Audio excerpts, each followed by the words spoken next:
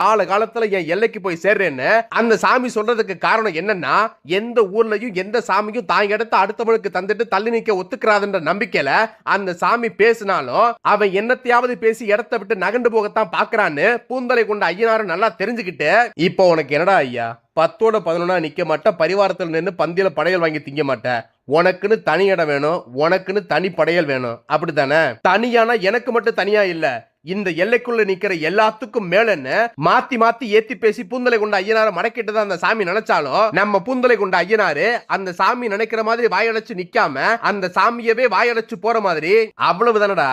என் இடத்துல நீ நில்லு, என் இடத்த உனக்கு கொடுத்துட்டு நான் தள்ளி நிக்கிறேன். எனக்கு உண்டான முதல் படையலும் தலுகையும் உனக்காக விட்டு கொடுக்கிறேன். இனி என் எல்லைக்குள்ள ஓம் பேரு தான் நினைச்சு நிக்கும். ஊரு சொன்ன ஒன்ன நினைச்சுதான் கோவிலுக்கு வரும். என்ன சொல்றேன்னு பூந்தலை கொண்ட ஐயனார் கேட்டதும் அந்த சாமி என்ன பேசுறதுன்னு தெரியாம திகைச்சு போய் நிக்குது. இந்த சாமி தன்னை விவகாரமானவனா வில்லங்கமானவனா தன்னைத்தானே பெருசா நினைச்சுக்கிட்டு பேசுனது பூந்தலை கொண்ட ஐயனாரு விடாக்கண்ணனுக்கா குடாக்கண்ணனு தெரியாம தான் அவர் எல்லைக்குள்ள அவர்கிட்ட